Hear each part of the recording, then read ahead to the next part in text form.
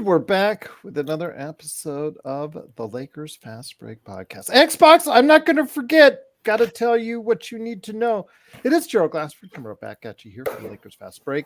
Pop Culture Cosmos, where we cover the latest news and trends in pop culture each and every week, twice a week, wherever you get your podcasts. Inside Sports, Fantasy Football. Don't forget to go ahead and listen to the guys at ISFF for your inside knowledge on what to do and how to play in fantasy football the best way possible with Inside Sports Fantasy Football. Plus also as well, Joe Soros here. You know he's the guy behind Ox1947 at LakersBall.com. Plus also as well, he's got a company, see it right there on his shirt, that he works hard at all day long, Simblades with the Y.com. Of course, our good friends as well, John Costa, Lakers Corner Clutch Talk, Laker Tom, the crazy guy that he is, the guy that's already been already enticed by the JJ Reddick, or as he calls him, the next Pat Riley, the future Pat Riley. He's already been enticed by that. You could go ahead and check him out along with Jamie Sweet at Lakerholics.com, plus at Laker Tom on Twitter. Our good friend Stone Hansen. Stone told me he wants to stop by on Thursday. So in advance of that, please go ahead and check out his Twitter at report_court. Plus our good friends, Daniel Barry Sports Highlights. Also as well, of course, Empire Jeff TV, who has been in our chat the past couple of days laughing at Joe. Also as well, Lakers in 5. And of course, the John McGalian channel. Support all these great channels I did mention. And of course, support ours. We need all the help we can get, and you can do so by liking, sharing, subscribing, following. Also in the description, helping us out by checking out some of our, I don't want to say they're sponsors, but they're companies that if you go ahead and use the codes, like Temu, for example, you go ahead and use the code in the description.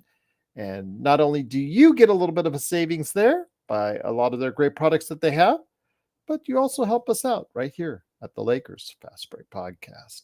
Well, as the NBA playoffs roll on, in fact, we're doing this during the third quarter of the Denver, Minnesota back and forth struggle in Game 5 of the NBA playoffs. The Lakers still have their own struggle in what they're going to do for a coach going forward as an organization. They've got a lot of decisions to make. One of those people that might be helping out, if you understand what's going on and also check out the rumors that are out there, is legendary coach, retired coach now of Duke, and one-time individual that the Lakers were flirting with for the head coaching position, Mike Krzyzewski. And with that being said, Mike Krzyzewski is being rumored to be part of the process of the, I guess, sounding board for the Lakers as far as their coaching ideas. And we all know that an individual that is currently on the tip of the Lakers' tongues, and podcaster JJ Reddick, he did play under Mike Krzyzewski. So he would have firsthand knowledge of what it's like as far as working with JJ Reddick. Plus also, again, he, supposedly is advising what's going on with this coaching search. And if that's the case, with Sam Cassell's name being thrown out there, James Borrego, Kenny Atkinson, Mika Nori, a whole list of individuals out there, will Coach K point the way for success for a new head coach for the Los Angeles Lakers? That's the major question today. Plus, we cover the NBA playoffs and more. And here to do that with me today is a good man indeed. He is, again, the guy behind Ox1947 at LakersBall.com. And, of course, the mastermind behind Simblades with a Y.com. It is Joe Soro. And, Joe, great to have you here. Again, it's just a rumor, but, I just didn't think people would pull that out of thin air, saying that Mike Krzyzewski would be involved in this process. But, hey, Joe, if the Ramby are involved, if Rob Pelinka's involved, if maybe Magic might be involved at some point, if, Kathmandu or, I don't know, somebody on the top of Mount Everest is involved, hell, why not Mike Krzyzewski, man, right? No, it's not all right. Might be involved. We don't know. Why did they bring Mike into this? If he says he's not a good enough coach, he looks bad. If he says he's a good coach to give support and he ends up being a chode, then he looks bad worse. How are you going to convince me that this guy's a good coach because Mike Krzyzewski is trying to support him? I don't know if I want to. Kobe supported Rob Pelinka. How'd that go? Well, if you remember a long time ago, at one time, Mike Krzyzewski was a serious candidate for a position of Los Angeles Lakers head coach. And they were flirting with each other, but ultimately didn't work out. Mike Krzyzewski stayed at Duke, and he went on to further success, Team USA, and all that. But again, it's just another voice in the ears of Rob and Jeannie. I don't know how, if it is the case, and the rumors are true, and Mike Krzyzewski got involved. I don't know how that came to be, but I also don't know how you could avoid his favoritism for JJ Reddick in this situation. Does he have favoritism? I've never read anything that he was this darling of a player. I actually don't really know who has ever been a darling of Coach K. Has he had any specific favorites? Because great coaches don't typically do that. Dean Smith doesn't say Michael Jordan was his favorite player of all time. Krzyzewski, I've never gotten any indication that he has a favorite player, or Roy Williams, or Phil Jackson, or Greg Popovich. Great coaches don't have favorite players. I don't know why Mike Krzyzewski is involved in this process. It's a lose-lose situation for him in most cases. If Reddick becomes the next Pat Riley, sure, we'll have egg on our face, but the egg will taste really, really good because that means the Lakers are winning. But I don't see what the benefit of bringing in someone who has no experience, at least from a coaching standpoint, in the NBA as an assistant. And all of a sudden, because LeBron's going to listen to him, LeBron's going to be here 2 more years, let's say. Are we going to hire a coach for 2 more years again? Or are we going to hire a coach that can be here for 5 or 6 years so you can build a goddamn freaking personality for once? Can we get that once in our life? It's just, I don't know. It just seems very weird and more puzzling at all from a team who, okay, people are saying, put it on the bright side, Gerald. They're not rushing into this. Well, they fired the coach that nobody wanted, but they didn't really have a course of action, a plan in place. When they went ahead and fired said coach, which to me suggests that this organization just does not have a grip on exactly how to run efficiently, at all. I don't get it, Joe. I just don't understand what this. You should already have the list of candidates already down pat on, weeks in advance. It just said, well, you know what? This guy stinks. We're just going to fire him and not have a clue on who you're going to get. We discussed that it was very unlikely that they were doing that. This should have started in January, but it's very likely they didn't. Because of a couple of reasons. Number one, either they don't really know what the hell they're doing, which is likely. The other is, even if they did do that, would it get out? Would it leak out? And then does that cause a problem during that time, which I can understand if they didn't do it, because now if that leaks, now you're looking at a lame duck coach, regardless of what's going on with the current process during the year.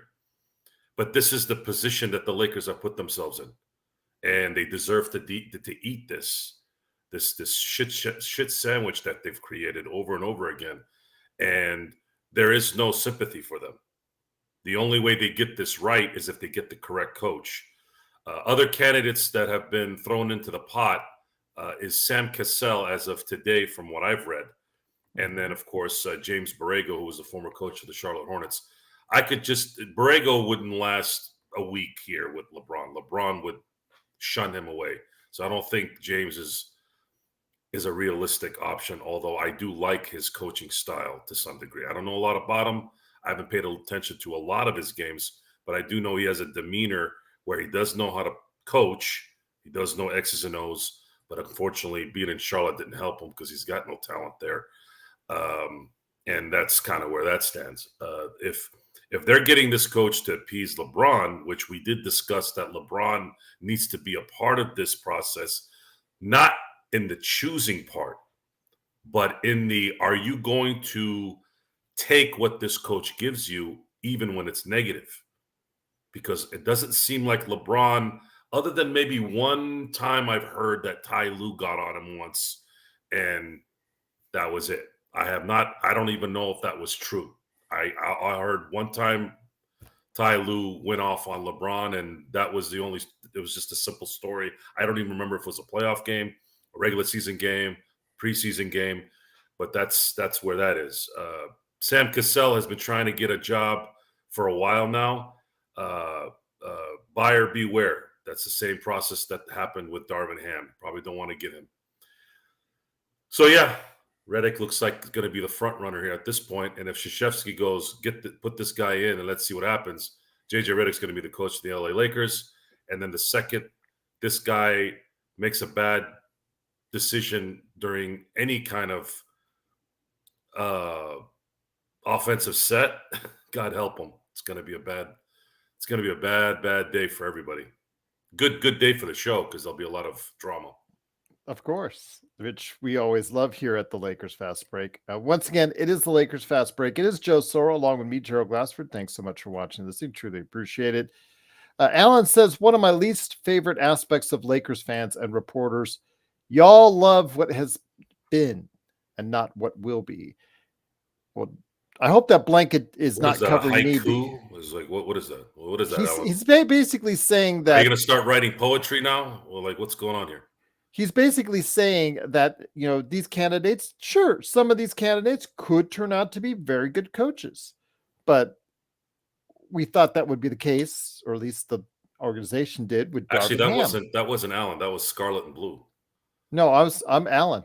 It's Alan right here. Yeah, it was Alan. Why am I reading Scarlet and Blue saying, how do we know what will be if it has already been? Because he's tapping into what Alan had already said. Okay, because I didn't catch up to the chat then. I guess yeah, it's the first. Yep, absolutely. They're starting their own poetry chain. Good job, guys. Keep the dialogue going. That's pretty good. They're going into greeting cards. Absolutely. Good, yes, absolutely. They're just absolutely. You guys got a future. Cheers to you all. Yeah, absolutely. But I will say that you're right.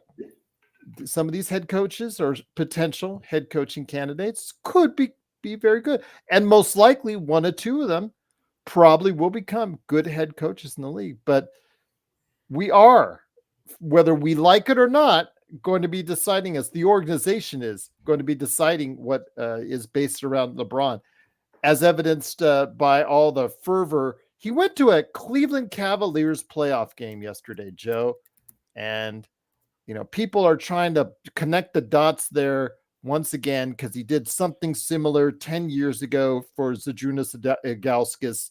I guess they were honoring him at halftime of game, and he flew from Miami when he was on the Heat over to there to be with him, and then people were reading into that because a few months later he joined the Cavs. So they're trying to put two and two together, and obviously that still the Lakers are circling everything they can around LeBron. I don't know, man. It just seems like this organization just does not think clearly about its future and even if its presence. Because it just seems to me that just everything is done haphazardly with this organization at this point in time. Yeah, it's people who don't really do what the work entails. They don't do the work. I don't know if Jeannie really does the work. She's the owner that's standoffish, and the part of her work is to pick the right people, and she doesn't seem to pick the right people to do this. She picks her friends and people that were, I don't know, bequeathed to her. And that's not how you run an organization. I always say in business, you got to have a little bit of uncomfortableness If you notice during the championship years for most of these great teams, other than San Antonio is like the only maybe anomaly that didn't have a lot of drama in and around its organization until, of course, Kawhi. It's if it's too comfortable, then you get comfortable and you get weaker. So what I mean by being uncomfortable is you want to be uncomfortable to the point where you have to always be on alert and always be on top of the next thing you got to do with work. I know, and that's why people drink. That's why people take substances, because they're in that world and they don't want to deal with it. But for those who can flourish in that world, they can always keep their senses and their ability always progressing. You get comfortable, you start to get complacent. And Genie looks like someone who's completely complacent. There he is. And yes, go ahead. Rob doesn't have any, I guess, pressure to win because he's got Genie backing him up. It's not as bad as Jerry Jones in Dallas, but it's not good either, because there isn't anyone coming up to Genie and going, Genie, I don't know what you're doing, but we need this and that. We need this and that. If you look at the Lakers in the past, Jerry West, Dr. Buss, I'm not talking about the TV show either. This stuff was always going on. Jerry West was always on edge. Jerry West always had some kind of something going on where it kept people on edge. Why? Because that's what the greats do. Because they're perfectionists. They want to get things done the right way. And what the right way is a constant change. You don't know. Today might be different tomorrow, might be different next week. Always want to get better. Always want to get the right answer. Always want to figure things out. You got to be in the gyms. You got to be in the high school gyms. You got to do your work. If you're not doing that, how are you going to know what you're doing when you need to draft somebody? That's it.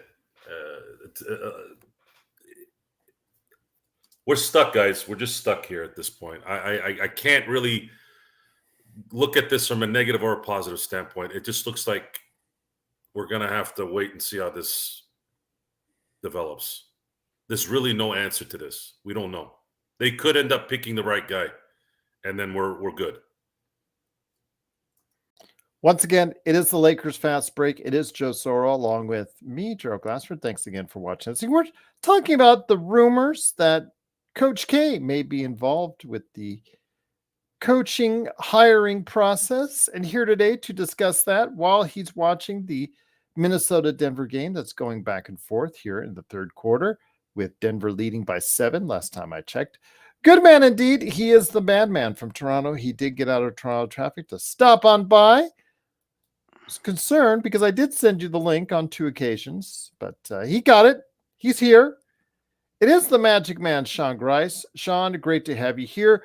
I guess Alan is upset by the fact that we're all clean shaven, or kind of clean shaven-ish. I guess sans beard or aftergrowth or 5 o'clock shadow or whatever. It's kind of sad about that. So sorry. But when it comes right down to it, let's say the rumors are true and Coach K is advising one of the many people that are advising Genie and Rob at this point. Seems to be a cavalcade of individuals at this point. I'm sure Magic, again, I threw Magic's name in there. I don't know that for sure, but she's done it before since he's left. I'm sure she'll do it again. Ask for advice from him. Your thoughts on Coach K advising on the head coaching status, if that is true? Do you think then that it's a shoe-in for JJ Reddick, the podcaster, coming to light as the Lakers head coach? I'll answer your question in a minute, Joe, but first to address Alan. Alan, hot yoga ran a little bit longer than I had planned. And my yoga instructor prefers a clean-shaven face. So if you were in my position, you would shave too, my friend. Is she hot? Yes. Okay. There you go. Answer the question right there. Gerald, to quote Jay Sherman from The Critic, it stinks. It Mhm. stinks. It stinks. Yeah, that just has a rank smell to it. Worse than a skunk. Um, First of all, I really have a hard time understanding why Coach K is even involved in something like this. When he announced his retirement, he basically said that he was giving up basketball completely, wasn't interested in the game anymore, was going to be on his farm. I believe it's in Raleigh, although if you can correct me there, Gerald. Um, so this is just bizarre.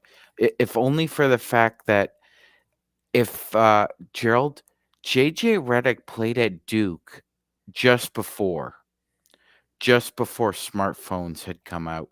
And I guarantee you this, Gerald, if smartphones were available at that time, there'd be two documentaries. There would be I Hate Christian Leitner and I Hate JJ Reddick even more. I don't know. Grayson Allen, I think, was Yeah, more of a Reddick. hated. No, I don't think so, Gerald. I'd argue with you on that one. Okay, I, th- I think I, you think that would be a back and. I think we're going like low but and lower But on I that one. think I think collectively though there were a lot of Duke fans who didn't like JJ Reddick Okay, themselves.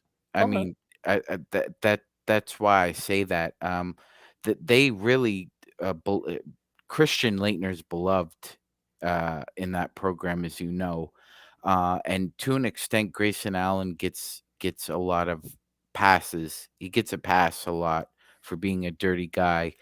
But JJ Reddick is without a doubt one of the most obnoxious, arrogant SOBs that ever played college basketball and in the NBA. He's full of himself, and it's not a confidence issue with me. It's more a issue of being conceited. He's a lot like Aaron Rodgers. He thinks he's the smartest guy in the room before he even walks in it.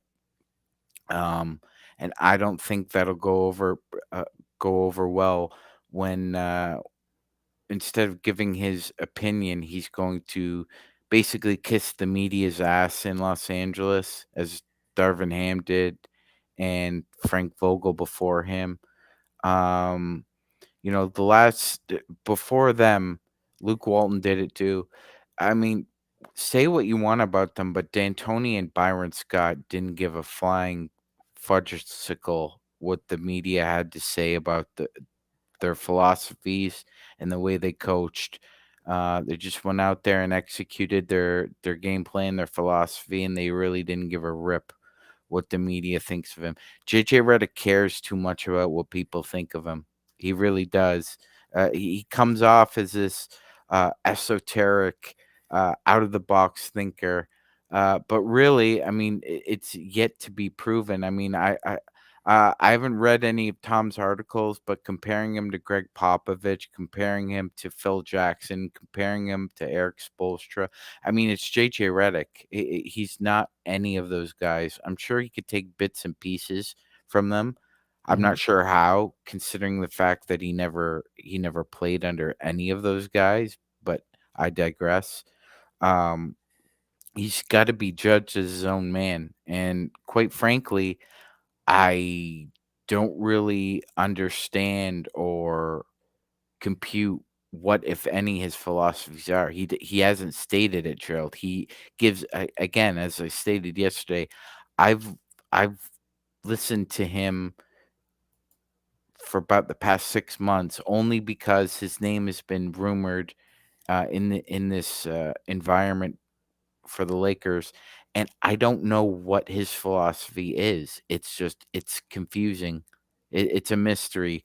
Um, if he's anything like the coaches that he played for, let's look at the coaches he's played for, Gerald. You have Stan Van Gundy, who Shaq referred to as the master of panic. Um, So I mean, I'm looking at who coached him, and it's it's not a deep gene pool. It really isn't. And so if we're going off that, and you're going to use Coach K as a reference for him, the same Coach K that coached him what 16, 17 years ago, Gerald. I mean, JJ Reddick's a completely different person now.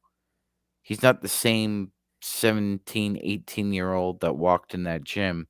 This is a grown man now, and I'm using Mike Krzyzewski as a reference just speaks to the basketball illiteracy that Palinka, Bus, and the Ramby have. Like, they're just when it comes to modern basketball, they are illiterate. So I ask you, Joe, on that note, should we be worried based off of what we've seen as far as the collection and the time taken and the rumors and the innuendo on who's involved in this process and who are the candidates? Again, I'm at this point I'm kind of apathetic for it personally because the fact that it's just these candidates, none of them excite me. And Alan's right. One of them may become the next Pat Riley or the next Phil Jackson. That as far as someone that be interviewed ultimately gets a job with the Lakers or somewhere else. We don't know that.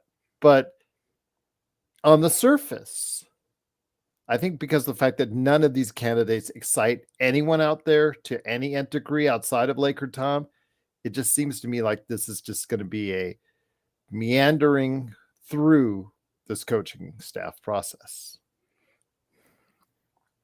Go ahead, Joe. I unmuted you. You're all set. JJ Reddick is not could have been the next Steve Kerr if this team was ascending. This team is not ascending. This team is going backwards right now, or at least staying stagnant. Steve Kerr's probably not the type of coach that would be good in a rebuild.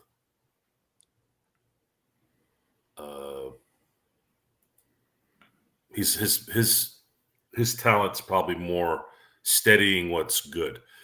Phil Jackson's kind of similar as well. Still can coach, but their best coaching ability is when their team is championship worthy. Reddick is coming into a situation where if he gets hired, he's gonna be there to appease LeBron, which we knew was gonna be a big part of this. I just wish it was someone that could continue after LeBron has left, which doesn't seem like it's gonna happen. They're gonna probably get him, and then a month or two into the season, we're gonna have to wait to see if LeBron is not gonna like him, and LeBron has to make a decision like he's never made a decision before in the twilight of his career. Are you gonna finally eat doo-doo from the coach for once to try and win at least one more championship? That's the question I have for LeBron James. Will he eat it? Because that's going to play a big part in getting this team disciplined and in the right positions and fundamentally sound. These guys are capable. They're professional athletes. They're professional basketball players. They are capable of playing fundamental basketball, boxing out, running pick and rolls, smooth, easier, things like that, adjusting.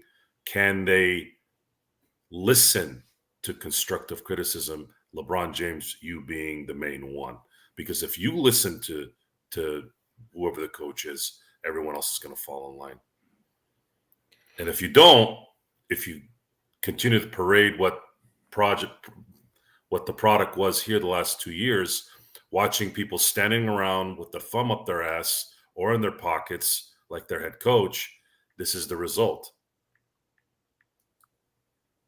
And not just because we've seen this enough, guys. Magic Johnson is one of the greatest players of all time. Michael Jordan is the greatest player of all time. But they sucked ass when it comes to talent evaluation, transactions, drafting, and just overall business operation, basketball operation. And there's no denying it. It's so ingrained at this point with both those guys. that Charles Barkley no longer has a relationship with Michael Jordan because he made a point to make it public. And that bothered Michael Jordan. And that's one of the few things where I said Michael Jordan needs to get over himself a little bit on that and stop with the feelings on that one, because Charles is right. When someone is right about where you suck at and you get angry, that's not good, because you're not going to learn anything. You're not going to learn anything if you're constantly being praised and you're not doing a good job on top of it. And therein lies the problem, Magic Man, because again, this is supposed to be a process for a head coach that, for a team that still has its sights set on competing at a high level in the Western Conference, much less for an NBA championship, because you expect, or at least they expect, to retain the services of one LeBron James. So that being said, again, Alan, I'll go back to what Alan said. There could be a hidden gem or a hidden jewel in one of these assistant coaches. Or JJ Reddick may be that guy that can say or do the right things as a head coach. But I have zero faith in this organization in choosing the right individual, because they have absolutely no track record in doing so. I mean, their third choice, Frank Vogel, they kicked out the first chance they could. And then they brought in Darvin Ham, and you saw what that mess was for 2 years. So I don't know, Magic Man. I'm just saying right now, I have zero faith in this organization in taking the right steps to get this team going into a better space going forward. Yeah, well, normally Alan's a very sensible person. For him to say that, he must be going on hope and faith rather than recorded history, because the Lakers don't find diamonds in the rough when it comes to coaching hires. They find them in the front office. They find them in the G League, or they Well, find we'll them argue on the bench. Pat Riley. Well, Riley played for the Lakers, was on the 72 championship team. He was basically a glorified assistant working with Chick anyway, so that he wasn't really a diamond in the rough, Gerald. Like, everybody Okay. kind of knew who Pat Riley was at that point. And by the way, Pat Riley was a grinder. That's the definition of a grinder right there. Like, this is what I mean by being basketball illiterate. That's a perfect example. JJ Reddick was never a grinder. He was a role player that could shoot the ball and initiate offense as a secondary, tertiary ball handler. He was never a grinder. He's not a grinder, okay? That doesn't fit the definition. A grinder is somebody like Jared Vanderbilt. A grinder is somebody like Nickel Alexander Walker. A grinder was somebody like Bruce Brown. He is not a grinder.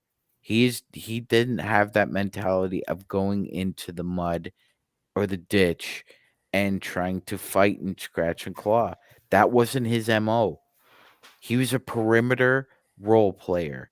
So this idea that they're finding the grinder, where Sam Cassell's name was out there. Sam 2-Point Jesus was never a grinder either.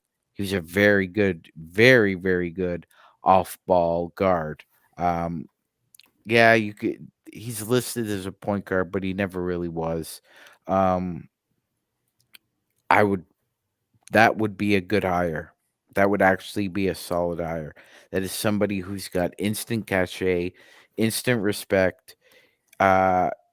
He's played with, if you look at the list, Gerald, he's played with about 12 of the 75 greatest players of all time. So he knows what it takes to win.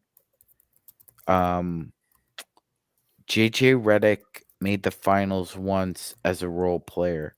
He was probably the fourth best player on that Orlando Magic team. And I'm just not impressed with any, as you said, with any cognitive decision making that this team, this organization is making right now.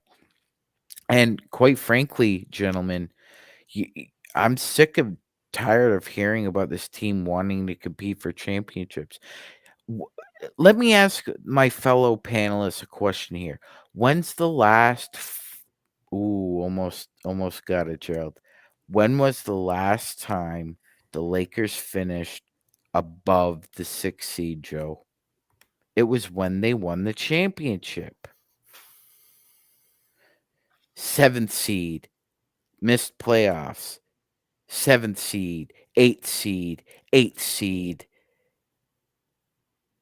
The talent isn't there. I don't care what anybody says. It's not there in the regular season. This might be a playoff roster still, but it's not there for the regular season. And they have shown themselves that winning 43, 45, 47 games, it's not going to get it done.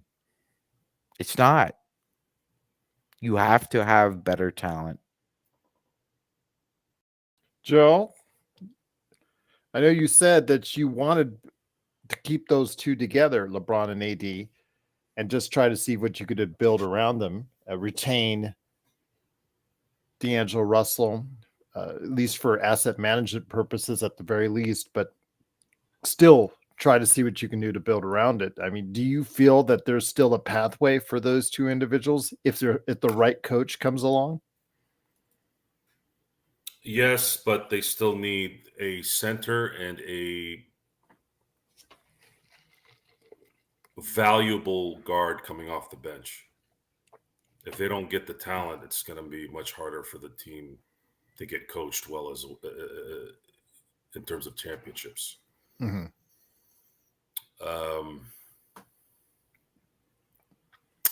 Minute restrictions, things like that can be done if you have enough depth to cover. LeBron is polarizing in my book that differently than what most people look at him as. They look at him as a flopper. They look at him as a kind of a softy, and to some degree, there's some truth to that. But my issue with LeBron James, the polarizing part of LeBron James, is he is a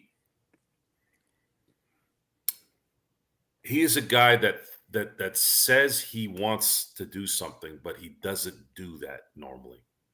He's not about truly killing and winning. He's dead set on doing it his way. He will not adjust. Sometimes he does it, but not on a consistent basis. It took how long for him to stop passing to the open guy after that Cam Reddish debacle? He didn't make that same mistake after that. I think he heard the noise after that, especially considering he was 3 feet away from the basket. And it's those decisions in his career that will eventually keep him from being the greatest. Because if he had just been a little more aggressive and understood that he is the greatest of his era, he needs to make that decision and not look at the best play. The best play is irrelevant. It's about the only best play that matters is the ball going to the hole. And if that means you got to go over 2 guys, 3 guys, and you get the basket, that's the correct play. You don't depend on Cam Reddish to hit an open shot. Well, Joe, what about Steve Kerr? He got that ball in the finals and he made it. What about Robert Horry? Kobe passed to Robert Horry. Kobe passed to Ron Harper. Kobe passed to whomever. Derek Fisher. Okay, folks, what did those guys do that made it okay for Kobe to pass to those guys? They made the shot. But more often than not, Kobe took the shot. Jordan took the shot. And it's important to understand that that's part of this. It's what separates everyone. LeBron has a lot to prove based off of his mouth. He wants to be the greatest. Well, LeBron probably have 2 more years here to put a stamp on it. You had a chance to do it a few years ago when you had won in 2020. We were thinking, God, there's at least one more run here. And then at that point, wow, you can sit them next to each other and say, pick one. But it's an unfair thing here with sports. You can do all that he's done, it's still not enough.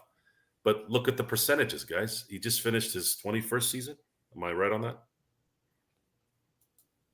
He's going to be going into his 22nd and 23rd likely. Maybe even 24th. Okay, so let's say he goes to 24. I don't think he will. I think it'll be 2 more years. So you don't think he'll get a 3, because he could be offered a 3-year 160. I think he'll get a 3-year as a player option, but I think He'll just retire. I wouldn't give him a 3. Honestly, I don't. Well, I wouldn't give him one either, but it's not our choice now, is it? Yeah, if they give him a 3, then they're worse than what I thought. 2 more Gee, years and that's it. Linda.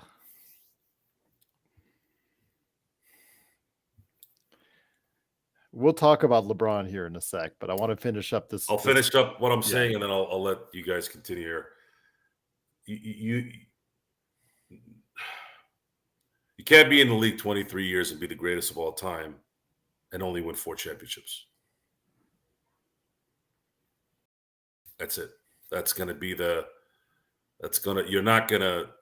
He's still not better than Kobe to me. And no matter what, it's going to look like I'm biased. He's not. Michael Jordan is 1, Kobe is 2. I watched all 3 of them from beginning to end.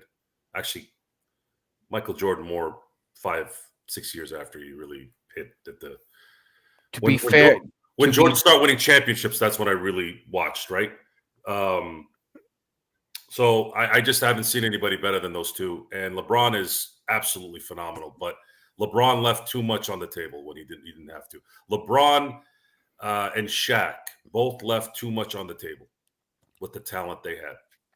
And Shaq's issue was he's a big baby, and he's still massively insecure, which is pretty sad considering you had a 7-foot, 300+ pound guy that moved like a gazelle.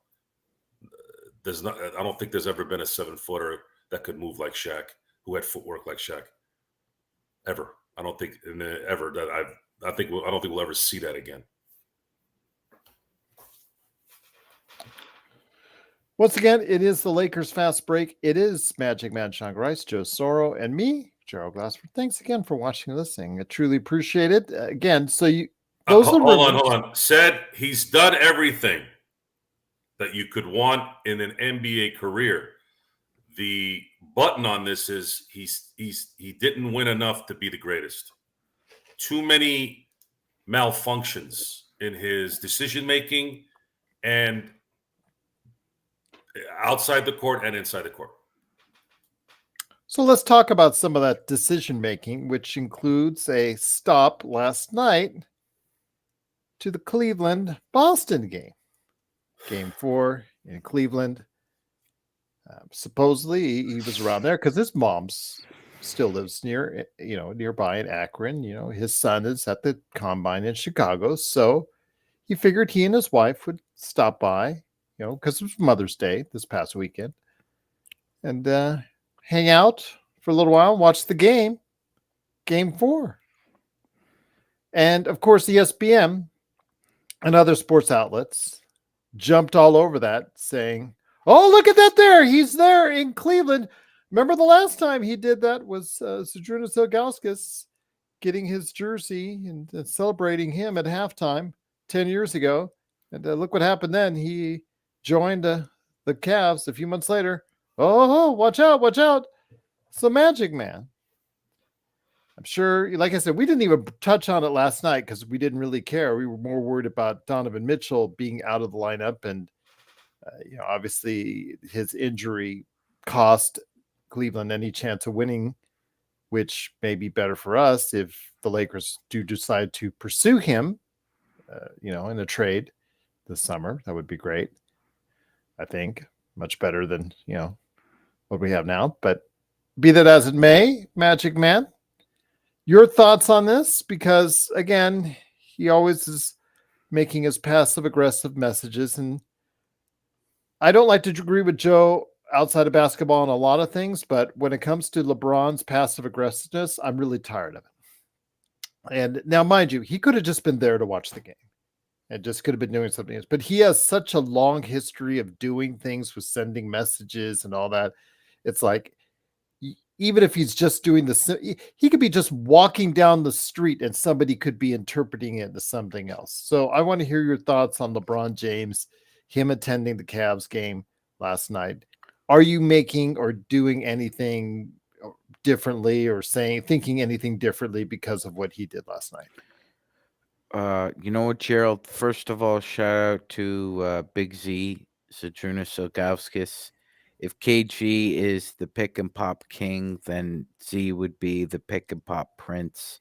He'll still be able to make that 22-footer in Lithuania when he's 75, if he makes it to that age. And LeBron tried to get him on the get a chip wagon in Miami. Fortunately, it didn't work out for him.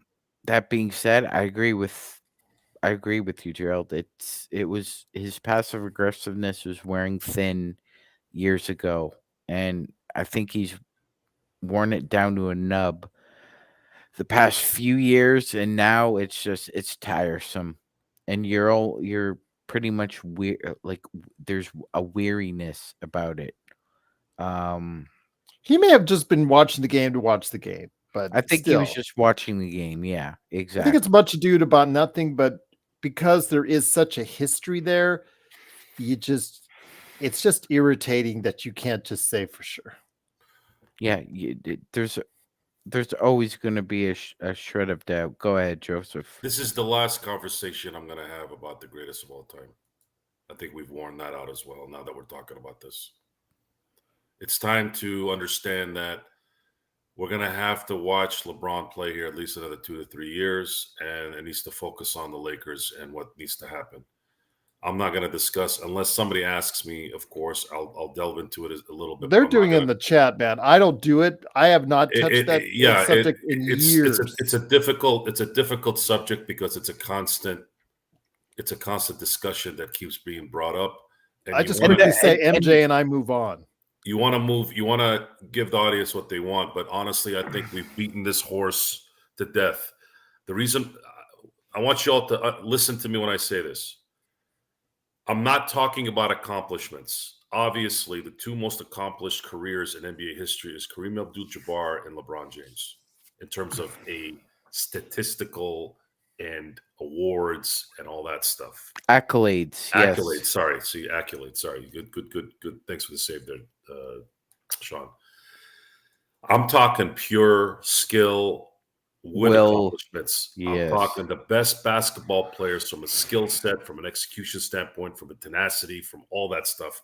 I've never seen anyone better than Jordan and Kobe.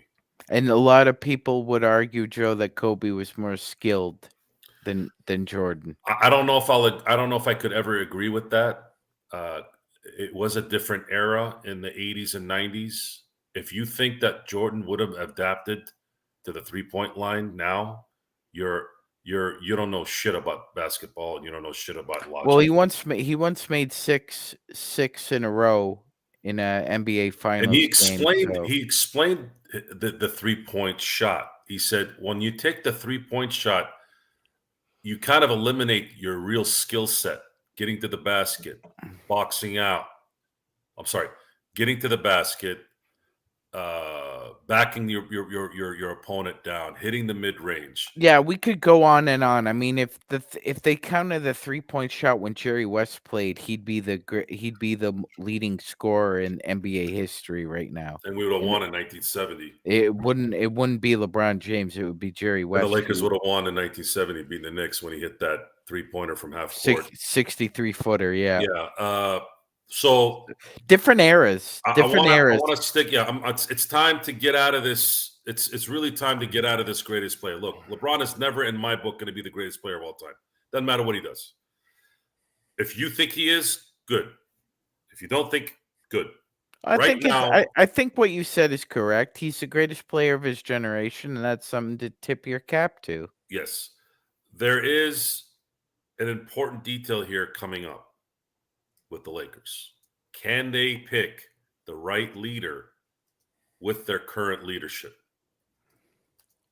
And I'm not talking about Rob Pelinka and Genie, because they've shown zero leadership in any of this stuff. I'm talking about there is a way for a dysfunctional organization to still win, because we've seen it with LA and we've seen it in the 90s with the Bulls, with Jerry Krause, someone who also had a massive inferiority complex, who was treated unfairly in some cases, but you also need to be a grown-ass man too. You can't put yourself in a position like that and let it fester.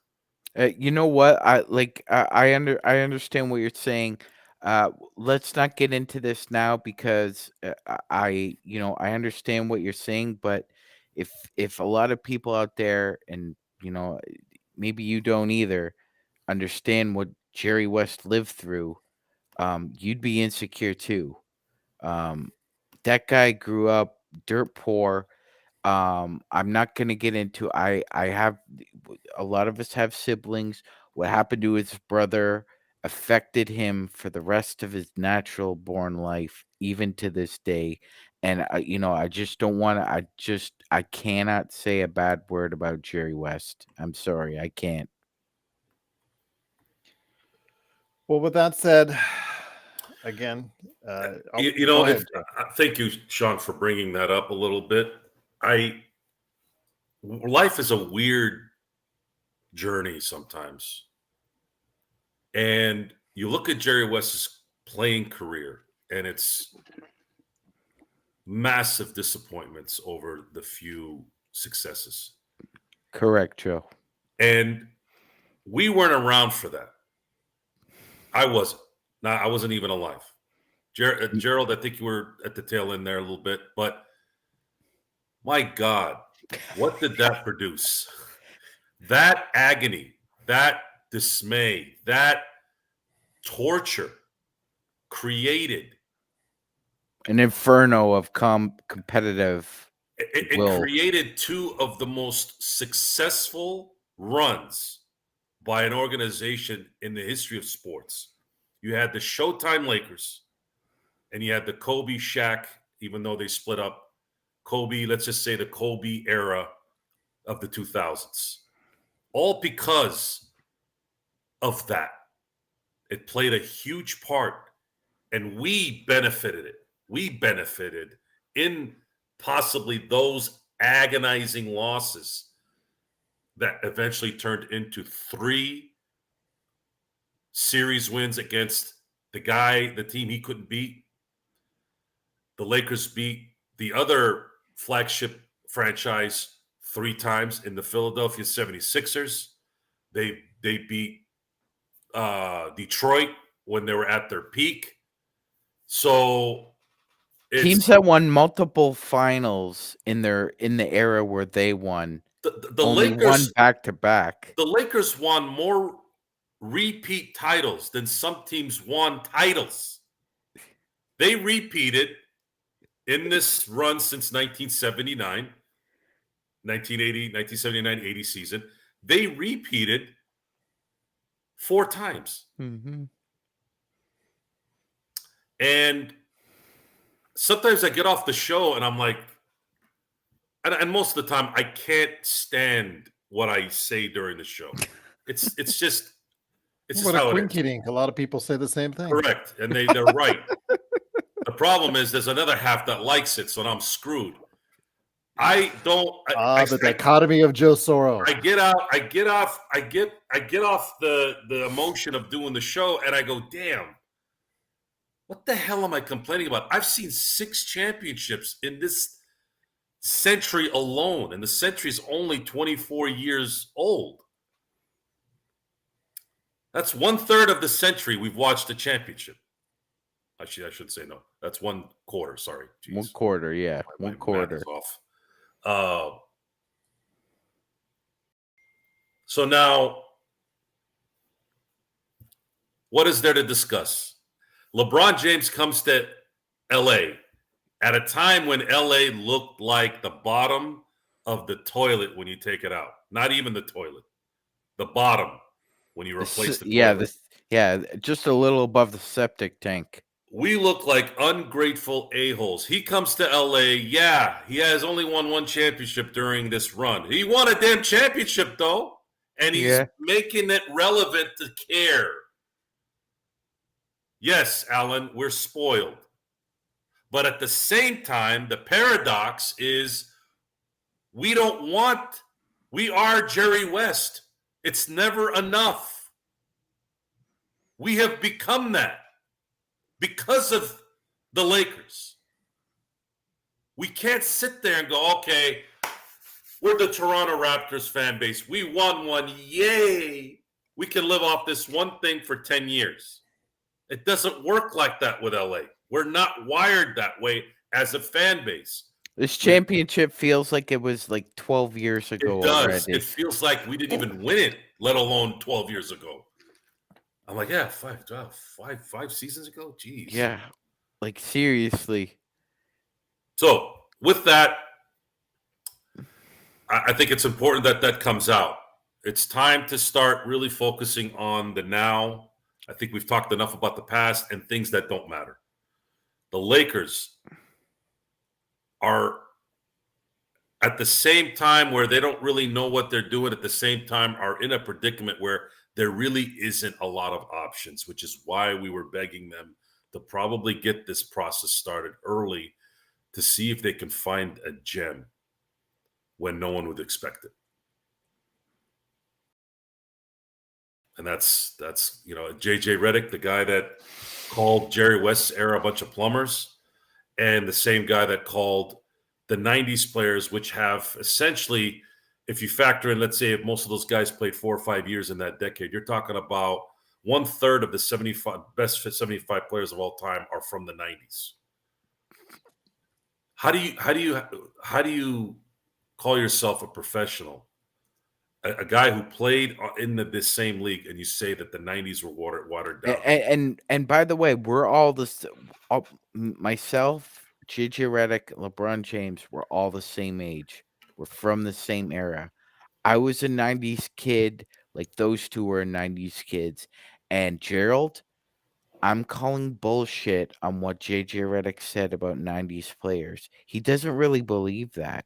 He couldn't. If he really watched the NBA as vigorously and as I would have loved JJ Reddick be transported back into a game. Let's say New York and Indiana. Ooh, the Davis boys and Charles Oakley and Mace and Ewing, Gerald. He would never get into the paint. He would. Oh no, though they would invite him into the paint, Sean. After those comments, they would invite him into the paint. Oh, that wouldn't. And they would give him a warm welcome. Yes, they would. And after the hospital stay, maybe JJ Reddick would, reevaluate his stance on. Oh, I think he seriously would, especially considering the fact that those two teams played mean, Gerald. I mean, first of all, if you went into the paint against Dale Davis and Antonio Davis, you never won a second time. I mean, Dale Davis, I saw him. He literally threw Greg Anthony into the 7th row. Like, literally threw him into the 7th row the first time he tried to get into the paint. And, yeah, you're right, Gerald. He would have a completely different opinion because the game was much more physical. And we'd also have a completely different set of teeth as well. But definitely, you probably have veneers now. Yes. Well, in an era where the 3-point shot wasn't as important as it is now, there were only a select few. Like Dale Ellis, Del Curry, Reggie Miller. Yeah, there was only a select few who had a green light to take that shot if they were open. And by the way, if you played for Larry Brown and you missed those shots, bag practice, 6 So a.m. So Joe, I already got Sean's thoughts on this. Are you making anything of what LeBron did yesterday and sitting and watching the game courtside again? Because the media, ESPN, the media all bring it up. Oh, he's courtside there. Watch out. Maybe I'm sending a I'm message. I'm not paying attention to that stuff anymore. Anytime LeBron takes a whiz in a corner, there's some underlining comment. I'm so done with it. He goes to the Super Bowl, somebody criticizes him. He goes to Cleveland, they criticize him. This is the part where I don't like. See, you destroy my arguments by doing that stupid shit. Because now you put me in with those people. Okay? If LeBron wants to go to Cleveland to go watch a game or go to the Super Bowl or do whatever, what does that have to do with basketball? Like the Lakers.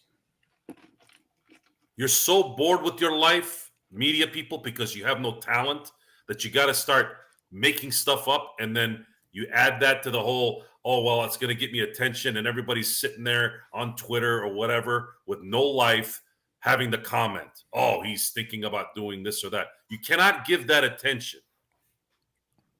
You cannot give that attention.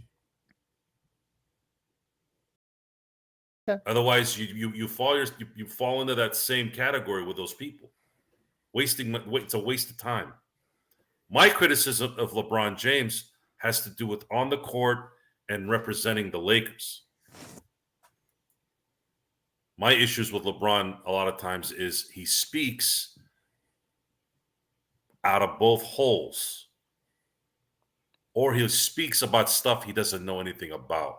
I would criticize LeBron James, my wife, my cousins, my uncles, my friends, my neighbors if they did it. Doesn't matter who it is. I don't give a shit who you are.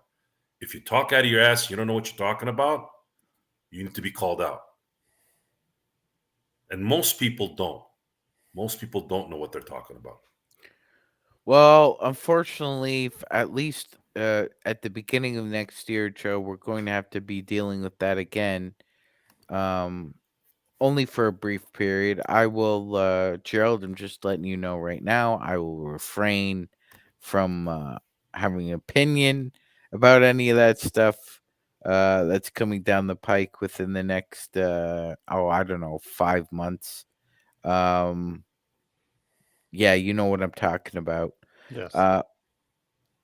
So LeBron's gonna have a lot of stuff to say then, as he did, 4 years ago and the 4 years before that, and I just think there's a time and a place, and when you're a professional basketball player and you're off the court, sure you can have an opinion like any other person, but I agree with Joe. I think a lot of times, um, just people in general start opining about things that are much more complicated than they want them or make them out to be. And you know it's gotten to a point now where Gerald was correct. It's just the passive aggressiveness with him is very, very thin, almost transparent. And and Gerald, there unfortunately, it's baked into the cake. They're always, and he hasn't done himself. And I understand what Joe's saying about him not refraining from commenting on LeBron's extracurricular activities, but LeBron has also done this to himself, Gerald. In certain moments he has had ulterior motives with this passive aggressiveness. And sometimes he's gotten what he wanted, Gerald, and other times he hasn't. And he's really trying to stop doing that, at least in kind of an ostentatious, outwardly kind of way. But yesterday was another perfect example of, yeah. Oh, just happens to be in Cleveland for Mother's Day, and he just happens to be around Chicago for the draft combine. Like, he's his father. That's my son. You don't think he's not going to be at the combine watching Bronny's competition? And let's face it, Gerald. Well, he wasn't there today. Well, let's face it, Gerald. He also runs a company called Clutch. Yeah. So he's also going fishing for clients as well, and it sells. It really does, because it's not going to be just about him and Bronny on draft night. It's going to be about the Clutch clients that they sign as well. So whether or not people want to say it, that's what he was doing. He's trying to sell Clutch as well. It was a business decision for him to go to Cleveland, as much as it was personal. That's obvious. Well, again, visiting his mom in Akron, of course, for Mother's Day. Why is this a discussion? Yeah, that's the thing. Why is it a discussion? Why does it I have don't to give be a shit discussion? what he does in his personal life. Why do people care so much? Half the stuff is negative. What do you care? I don't care about his family in the sense of knowing what's going on. At what point are we going to stop doing this? It's in the ether, Joe. We got to talk about it. Well, it needs to be called out then to the point where it never stops. Whether it gets solved or not is irrelevant. Stop worrying about stuff that doesn't goddamn matter. I didn't bring up the topics today.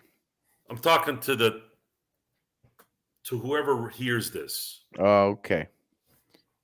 Well, I'm What irritated is this because infatuation of knowing who his mom is and his sons? What is this infatuation? What difference does it make?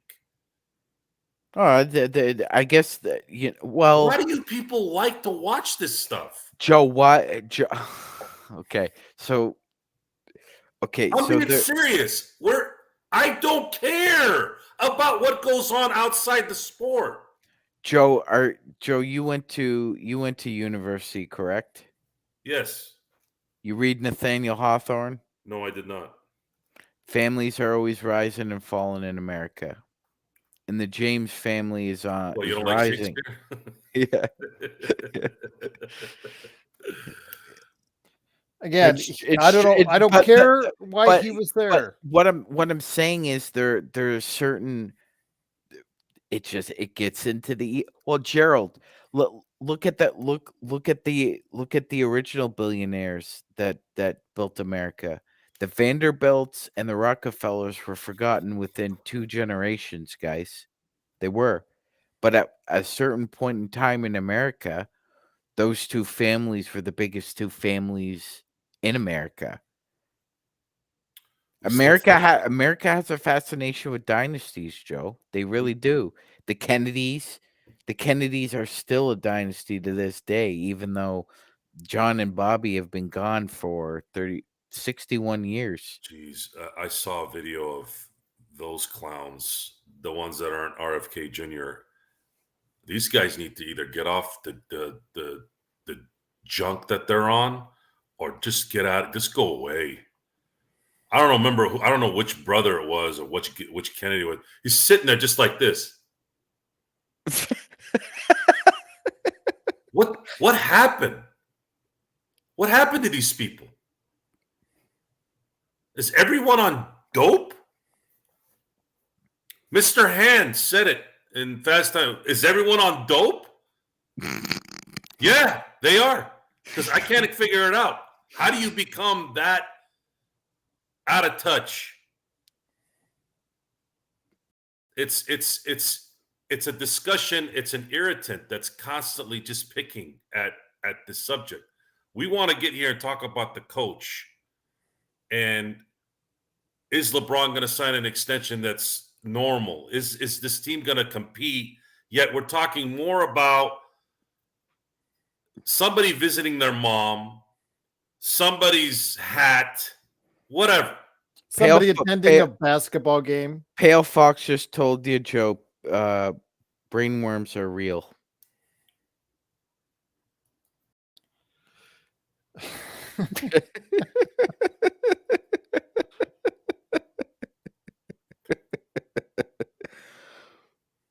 It's a somebody has to do it. Somebody has to make the call and call it out loud. Maybe one day when we have a larger forum, maybe it'll resonate. Probably not, but at least we'll give it a shot. At least you can say you tried. Well, this is what it's come to, from the Vanderbilts and the Rockefellers to the Jameses and the Kardashians. You still pay attention to the royal family. Why? I don't know. That's 400 years of Why do we care? Incest.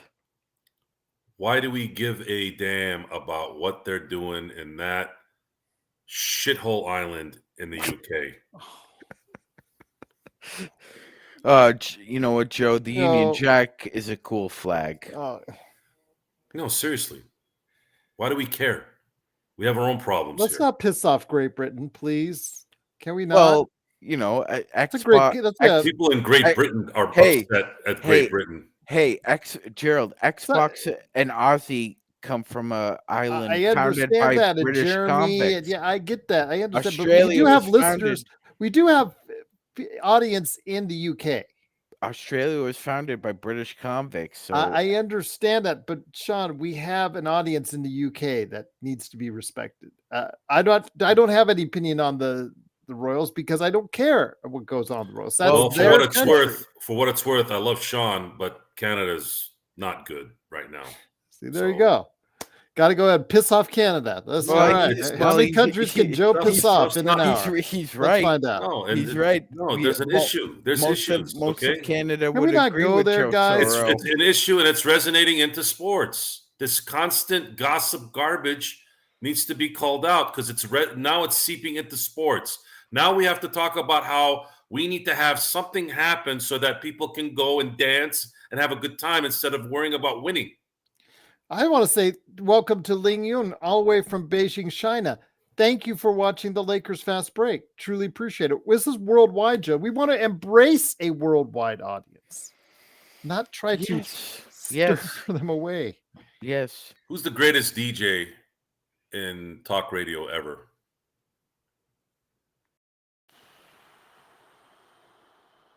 Any era? Flex. Not your liking in general, like the consensus.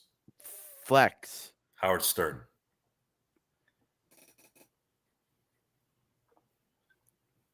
Did he make things easy for everybody? He's a sellout now, but before he was a sellout. Because I think somebody has dirt on him. That's why he's doing what he's doing now. But that's my opinion. Let's get back to the Lakers and talk about that. Again, you're sitting there, you're telling me not to say certain things because you're going to say them anyways. So backlash, okay? It's very easy, Gerald. If it gets to a point where I have to leave, so be it. But I don't believe that's going to happen. I believe there's an audience out there that will care. You can't live in your fears. Otherwise, I might as well just go do what Empire Jeff's doing. Be a nice guy, have a good voice, and get along with everyone. And thank everyone, and be the cool guy. Sure, I could do that. But Jeff's already done that. He's that guy. I'm a cool guy. And on that note, it is the Lakers Fast Break. It is Joe Sorrell, along with Sean Grice. Thanks so much again for watching this. We truly appreciate it. Bronny James did participate in the 5-on-5 court action today. All 6'1.5" of him. And it's just, again, it's going to upset Joe. But there's more individuals trying to justify Bronny's existence in this NBA draft as it looks more and more like Bronny James will stay in the NBA draft. So, Magic Man, I'll bring it to you because I know that subject pisses off Joe like no tomorrow. Bronny James, 4 points, I think 4 assists. Played some. I would prefer to talk about the Alex Stars and the Zacharias. The guys are actually going to be drafted. Yeah, at the top of the draft. Matter. Oh, I will be covering that with Stone on Thursday, rest assured. But if you want to talk about that too, because I've got actually a good thing I want to talk about for tomorrow's show as well, as far as bundling up and packaging maybe our 17th pick, because it looks like the Lakers will probably keep the 17th pick going on. But Magic Man, just a quick note on Bronny. Again, more people are trying to buy into it. Are you prepared for more people trying to sell you on Bronny James? I think I've built up enough immunity to actually withstand the pathogenic talk that we're going to receive about it, Gerald. But yes, I'm prepared because there is just no way on God's green earth or in any other extraterrestrial dimension you take me to, even in an alternate universe where he is the greatest prospect in the draft.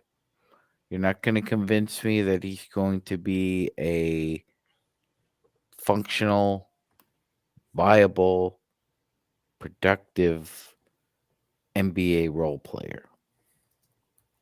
I mean, the ceiling isn't the roof with him. He's not going to break the glass ceiling. He has a level where he can get to, and it's not here. It's here. He could be a pretty good role player if he busted his ass for the rest of his career and got a little luck, because he's going to need some. So there are 3 things working against him as a basketball player right now, Gerald. Me personally, I think you would agree with all 3. Okay. 1, he's undersized. That's going to be the number one thing. 2, his shot mechanics are funky. And I don't think you can get stronger. You can get a little quicker with your wrist action. There's certain fundamentals he could change, but the shot mechanics are just really funky. I just think it's sad. I just think it's really sad because, again, Isaiah Collier and Boogie Ellis are gone from the University of Southern California. Their one graduated and the other one made himself eligible because he's going to be a top 15 pick, Joe. He could have had all he wanted. And Sean, he could have had all he wanted at USC under a new coach with a new offense built around Bronny James. Yet he chooses to go ahead and take the risk and gamble of what he's doing right now. He's not getting sound advice. And number 3 is his cardiovascular pulmonary system. That's a concern. He's been tested out okay by all the medical staff in Chicago. It's a concern, Gerald. It's a concern. Oh, I know. I understand. I'm just when telling any you young that. person goes into cardiac arrest. I get it. That should be a big concern for everybody involved, especially your executives who, if you do draft them, you're basically saying that I'm willing to give this kid anywhere from 2 to 4 years of development, and that's a big gamble. On top of all his flaws, the one that he can't, it's inescapable, is what happened, Gerald. And it's not his fault. That happens to a lot of young people. Sudden cardiac arrest is a huge problem now in our society. That being said, Gerald, you know as well as I do, Hank Gathers should have never been on a basketball court after he was diagnosed with that. He should have never been advised to play, but he went against medical advice. And Reggie Lewis went against medical advice. And they're not here today for those two reasons. They went against medical advice and they ended up dropping. I don't want to see that happen to Bronny James. I really don't. This is a young man who's got his whole life in front of him, Gerald, and he could do anything he sets his mind to. And I don't think this is a correct path right now. Like you said, go back to USC, go back to school for another year, give it another year. The NBA will still be there when you're He's ready. going to make enough in NIL money alone to justify his staying there. Yeah, yeah. The NBA is not going anywhere. It's still going to be there. It's the light at the end of the tunnel. You don't need to do this right now. But I agree with you, Gerald. I think it's a rash decision, and listening to a lot of voices that I don't think have his best interests. Joe, the only thing I'm going to talk to you about when it comes to Bronny is Jeremy's question, because he's asking for thoughts on Bronny maybe evolving into a football player, because obviously he's already discounting him as a basketball player or his career per se. I don't think he's big enough. He's up to 210, 212, I think was what he weighed out the other day. Yeah, so getting stronger, he's getting bigger. But again, he's still the height issues, the experience level, just the results, the shot. I mean, he did shoot the ball well in 3-point shots, but yeah, again, why we're spending so much time on him is because of the name that's on the back of the jersey. Can I just for a second, Reggae Joe, Tyreek Hill is small, but Tyreek Hill is a cheetah. And about 50% of his receptions last year were the result of Tua underthrowing him, not overthrowing him. He had to come back for the ball. Sorry, Joe, go ahead. I'm more interested in talking about Khalil Ware, Kyle Filipowski, and Zach Edey. Number 17. And that's what we're going to touch on tomorrow. I think we're going to spend the time on which the of these 17 guys will drop. I'm almost sure that one of those guys will drop to the 17th pick should the Lakers retain their pick. And this is going to be an important part of this coaching decision that we don't talk about enough. And that is JJ Reddick going to be able to coach young players, motivate them, tell them where to go, how to go, what to do? You think he's going to be hired? You think he's going to be hired? Looking at the Lakers' track record, yes, I believe they're going to hire him because there's no one else. You can't hire Sam Cassell. Sam Cassell is Darvin Ham Part 2. And then you're not going to be able to get anybody else because I don't believe LeBron will respect. And LeBron will respect JJ Reddick at the beginning at the very least. There's a huge chance that he might not respect him halfway through the season. Might not be doing their podcast on the way out. But it really, the fact that they're doing a podcast makes me not want to do a podcast. I'll be honest. Anybody and everybody can do a podcast, and that bothers me. Including us, apparently. But any schmuck can get a camera and put it on and talk. Oh, there's three right here. Can you put something valuable in that, though? Well, misery loves company, so you don't want the Lakers to draft Bronny James, and I don't want them to hire JJ Reddick. Looks like we're going to get both of those, Joe. Then we're going to be I'm not going to be watching these games, guys. I'm sorry. I'm not, this is a joke. If you want to, this charade is getting worse and worse when this team should be focused on winning championships or at least rebuilding to getting that. But Joe, you're a businessman. You know, like I know you you want to not believe it, but this is about money, Joe. That's what this is about.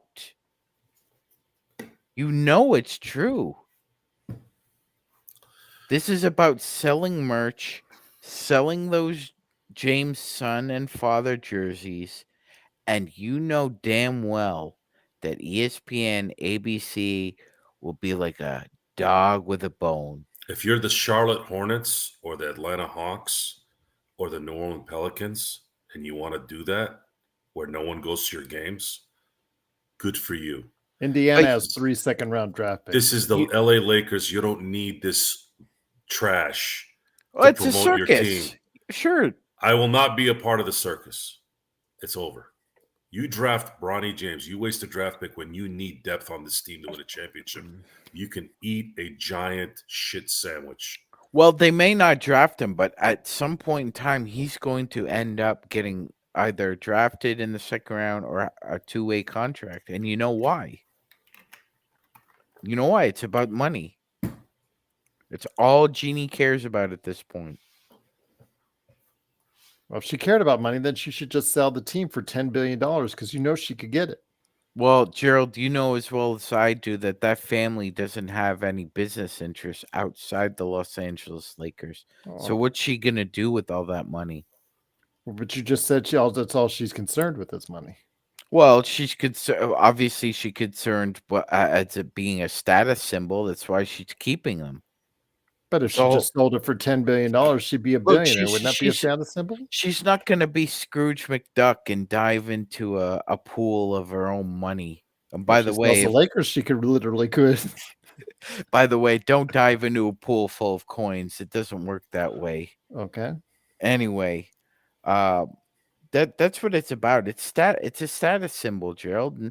And with her and her siblings, other than Jim, who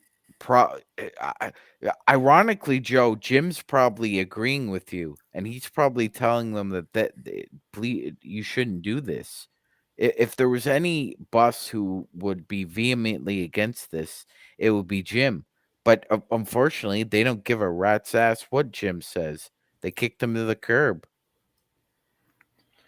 Well, we'll find out what's going on, I'm sure, in the upcoming days, weeks, and months. But the rumor has it now that Coach K is advising the Lakers on their coaching plans. And so interviewing candidates, including Sam Cassell, James Borrego, JJ Reddick, I'm assuming Kenny Atkinson. I'm assuming a number of NBA assistants are also being interviewed as well. Yes, Matchman.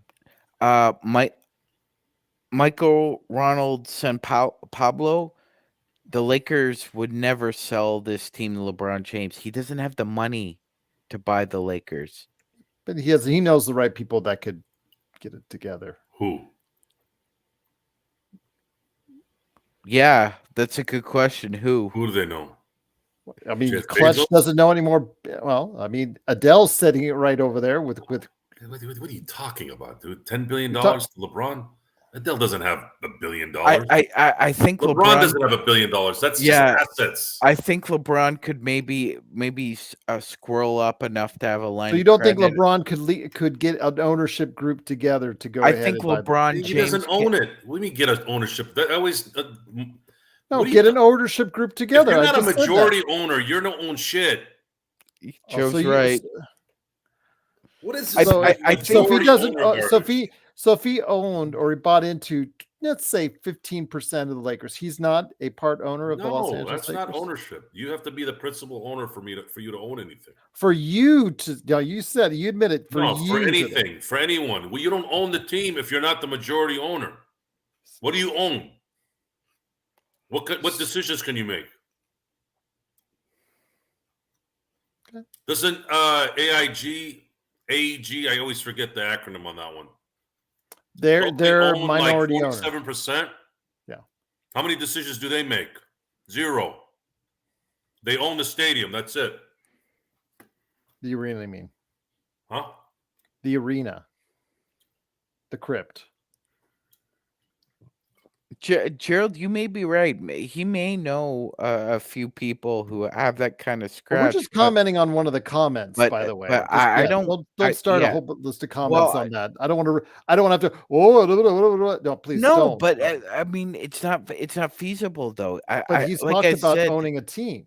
he has. But I mean, Gerald, how Yeah, I've much? talked about going to space. Am I going to go there? No. Gerald, how much money in liquid assets do you think you'd have to buy an NBA franchise right now? At Well, least three. At well, least three, right? yeah.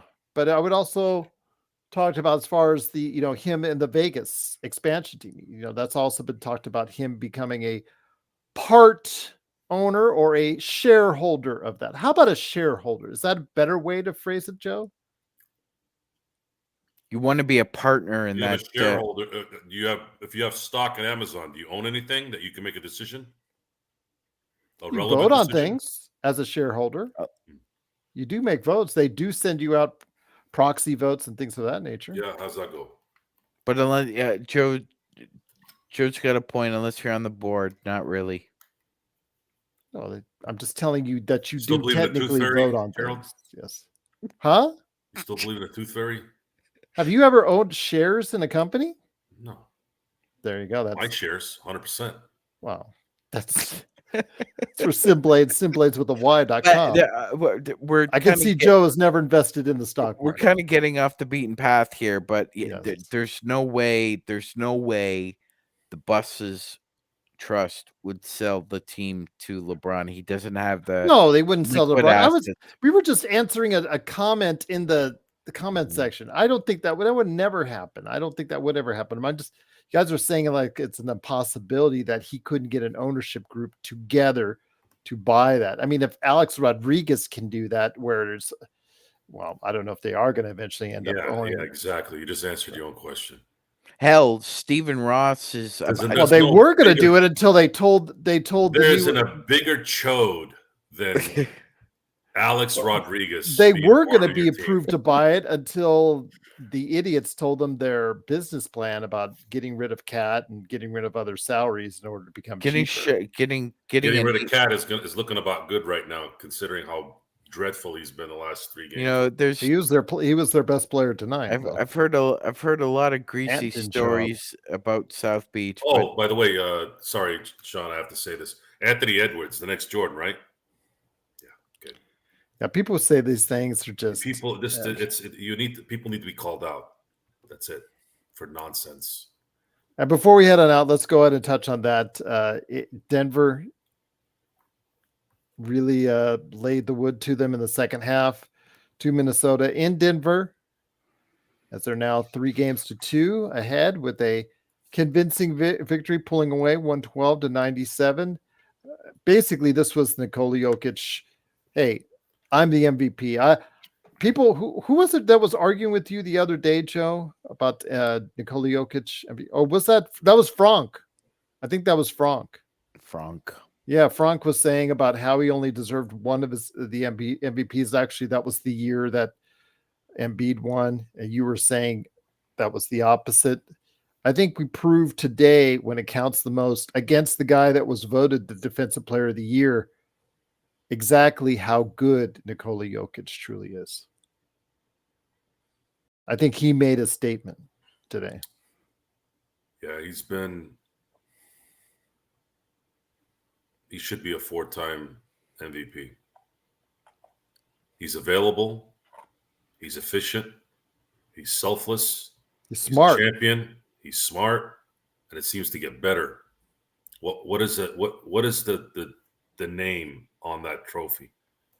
Most valuable player. NBA most valuable player. I'm going to say it again. The National Basketball Association most valuable player. When you start hearing stupid shit like, oh, well, is there a 3rd seed? Is there a 2 seed? Are they an 8 seed? Are you a 4th seed? It's an individual award. But Joe, is he the most valuable player of his team? What does the trophy say? Does it say the most valuable player of the Denver Nuggets? No. It says the NBA, the league, most valuable player. Change the name then. Just say team's most valuable player at that point. I know for I'm a long speaking time. for the years that this award has been destroyed because of stupid voters, biased voters that continue to keep voting for the wrong guys, especially on the defensive end. The fact that Rudy Gobert won his 4th Defensive Player of the Year award, and this is going to be his, 6th or 7th playoff run where he's getting his ass not only handed to him, but shoved down his mouth, is embarrassing. We heard all this time for a long time, Joe, about how AD can't play against the European centers. Sean as well, get in on this one. We heard this for a long time. I think that first series, yes, the Lakers did lose in 5 games, but AD matched up about as well as any center has played in the playoffs against Nikola Jokic. In fact, you could say if you flash back to the bubble and you use that, he's played about as good as Jokic has in the playoffs. Now, Jokic has played better against him, like last year, but this year it was pretty much a wash between those two guys. Wemby, Sandman. I agree with Sandman. Wembanyama was the Defensive Player of the Year winner this year. Yeah, but that team was so bad outside of him. See, you keep screwing the goddamn point over again. I will say what I want to say. Stop talking about the team. I'm talking about defense. I saw 3 players not know what to do on a 3-1 break because Wemby was in front of them. How is that not the most dominant defender in the NBA? Why? Because he's a rookie? No, because they suck. To the game. It's an individual award. It's not a team award. Wake up. Why was their overall team defense so bad then, Joe? Who gives a shit? It's an individual award. You want to give a team award? You want to give a team defensive award? Okay, we'll give it to Minnesota then. Everyone anointed them the next Detroit Pistons the first 2 games they beat Denver. Now what do they look like? Now they look like the Indiana Pacers in 1988. You can, like Mick. I thought AD should win. The award is the best defender in the NBA. I thought that's what AD. record his team is. Who's the best defender? Who? To me, you gotta have fear to go against the player. That has to be a criteria. People were afraid to go to the basket when Hakeem Olajuwon was standing there, or David Robinson, or Alonzo Mourning. Wemby has that same effect. Why didn't he win it? How the hell did Bam Adebayo get in the top 3 and he didn't even get more first place votes than AD, who wasn't in the top 3? Who's voting for this stuff? Guys, with what you're saying, well, his team only won 12 games. It has nothing to do with the team. I'm talking about the player. He can't help the talent that he has. There's no talent in San Antonio. How are you going to put that on him? I said my pick was AD for Defensive Player of the Year. And I'm not going to argue against it, but the logic needs this logic that you have to win. And they've seeped it over to the damn Defensive Player of the Year now. It's an individual award. Let it be an individual award. Stop adding the team garbage to it, especially when that guy has no say in what his roster is. You're going to subtract something from this guy because of what? Because the team isn't good enough. It's not his problem. He didn't do that. That's it. Well, look, here's the thing, Joe. There's only been 3 players who've won the Defensive Player of the Award 4 times. Rudy Gobert's the 3rd best player in that group. And the other 2 guys have eclipsed him because their teams actually made runs in the playoffs. So Dikembe's one. Yes. Who and the other who's who? Ben Wallace. Ben Wallace. Okay. He'll win a share. He'll win a share defensive player. It's not. Doesn't matter if he wins 5 more. He should have won it this year. He should have won it this year. Joe, and that award specifically, if you look back on it, it's been about rebounds and block shots usually. Well, no. See, that award has never been given out to a player on a losing team. So I understand it's an individual award, but what Gerald's saying has validity. The team's success has a lot to do with who gets that award. Then take the NBA Defensive Player of the Year word out and just put Team Defensive Player of the Year. Well, Joe, Sidney Moncrief won it a couple times, and those Milwaukee Bucks teams were very, very good in the 80s. They just couldn't get past Philly and Boston in the same playoffs, right, Gerald? No matter how hard they tried, they were a very good team.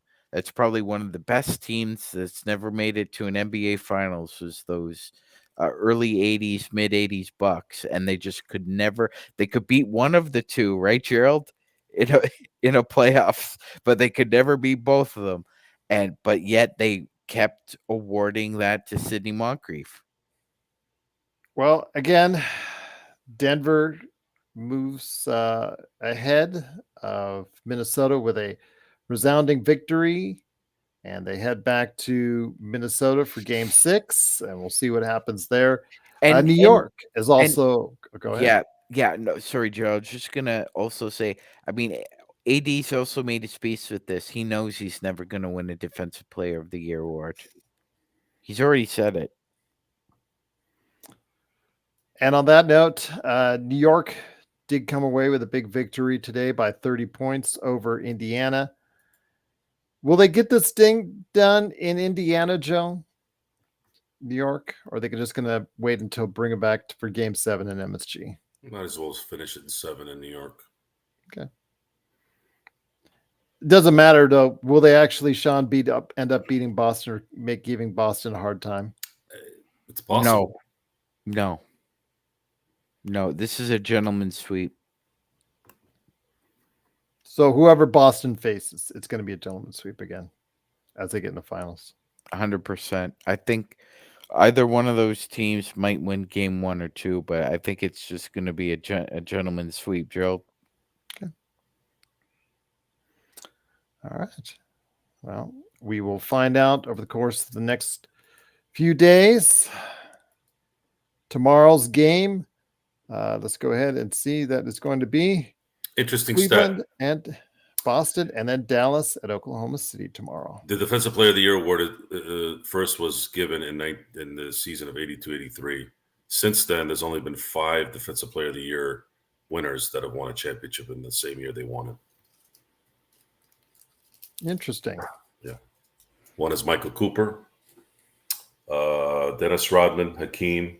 So recent Hall of Famer, Michael. So Michael Cooper, 1987, Rodman in 1990, Hakeem Olajuwon in 94, KG in 08, and then Draymond Green in 17. Don't ask me how the hell I remember that. Well, again, it's going to be something very interesting to see how this ends up. Yeah, I think that the Boston series is going to end up done tomorrow night, and then Dallas and Oklahoma City. If they go back to Oklahoma City and Oklahoma City wins, Sean, does this change your perspective on who wins that series? Ooh, I know Frank is probably not happy right now as the Dallas fan. Disagree with you there. It's up to you. Yeah. No. Yeah. Okay. No. I still think Dallas is going to ultimately get it done. I think so. It'll be 7 though. It's Joe, you thinking otherwise? Series. Oh, on the road in OKC. Okay. My only focus is anyone but Boston. I think that should be all of our focus. If Jokic plays like that, We need Denver to go all the way. And Porzingis has a bum calf. It's lights out. Yeah, they're going to need Porzingis in the finals healthy. He's not. And if he's not, then they're going to come up short again. And Gerald, on that note, if they come up short again, you think they run it back? Because that'll be the second time in 3 years and the fourth time in 6 that they've been a game or two short of the finals or lost in the finals. Bag and Dragon on Twitch wanted to go ahead and pop this in there. 1995, Dikembe Mutombo won the award. So Mutombo won the award as the Nuggets went 500, 41-41. Almost the losing season. Not quite. Almost. Not quite. Almost. Yeah. Good stat, though. Thank you, Bag and Dragon. Always good to have you here. Yeah. Yeah. That's pretty good. Westbrook won a MVP as a 6th seed. Yeah. That one was still going to. In 17. But I mean that, like, whoever wins that award in one of the 3 major sports, they don't give something like that out in baseball. It's usually based on team success. Because I think the last guy who won the Defensive Player of the Year award in the NFL on a losing team was Cortez Kennedy, and the Hawks only won 2 games that year. JY is asking, what's it going to take to beat Denver? Because he thinks they're the new Spurs. You need a combination of size, shooting, and clutch shot making. All 3. You need a competent coach too. Well, I guess Joe Mazzulla fits the bill. We'll see. Again, I'm not sure if anyone has the talent, seeing how Denver's played. I thought Minnesota, the way they were playing after game 2, had all the momentum. Those 3 days off, which allowed Murray to get better and Malone to formulate a much better game plan, utilizing Joker and Murray in the pick and rolls, getting Murray a lot better looks. I think that was the key. I think that turned this whole series around. And, to be fair to the situation, not to him because he's a shrinking violet, but all the more reason Rudy Gobert plays in sleepy Minnesota, because he is not getting the criticism that is warranted, Gerald. He is a shrinking violet in the middle. He just, when the chips are down and you need to stop, he is a shrinking violet. Beginning to look a lot like that. Absolutely. I mean, Gobert has been played off the floor in virtually every series and every playoffs he's been a part of. And this one, he's been on the floor and not been able to stop Jokic from doing what he wants. So. It is what it is. If they lose 4 straight, Gerald, again, he won't get the criticism. Cat's the one who's going to be traded, not Rudy. Yeah, because nobody was going to take Rudy. No. No one's going to take Rudy. No one. So, Joe... Even if he was on a marginally better contract, Gerald, he still wouldn't get the... Minnesota still wouldn't get the offers they think they might. Okay. Well, we'll see. Tomorrow becomes more important game 5s as Boston is looking to finish this off against Cleveland.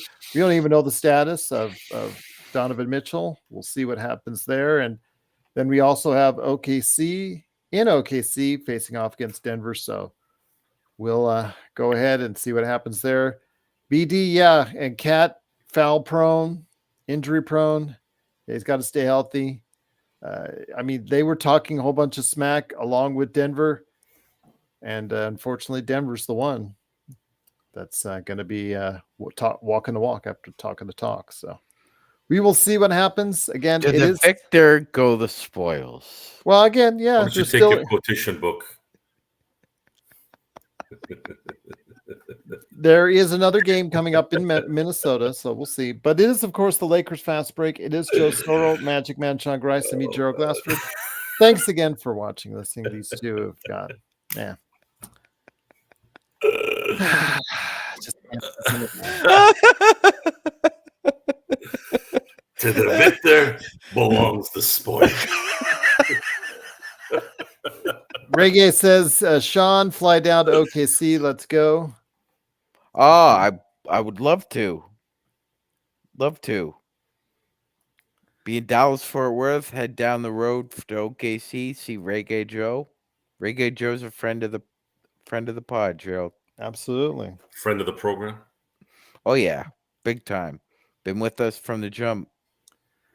And we'll make sure that we continue that jump tomorrow with more great thoughts. In fact, tomorrow, have your thoughts on what the Lakers should do at number 17, or is there a package that would maybe want to move them up? And we'll see. We'll go ahead and discuss that. Huh? What package? That's what we're going to talk about tomorrow. Man, where do you come up with this crap? Package. Let's wait to get the pick first before we talk about packages. It's called packaging a player and the pick. Is there one? With me. I will argue with you anytime I want to. I've heard the word package enough for one day. I can tell you that much. Okay. And on that note, it is the Lakers Fast Break. It is Joe Soro, Magic Man, Sean Grice, and me, Gerald Glassford. Thanks so much again for watching and listening. Package. Truly appreciate you stopping by. Please like, follow, and subscribe to get the latest.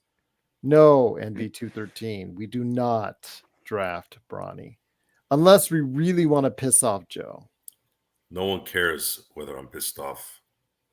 Well, our audience does. I'm talking about the general public people. Okay.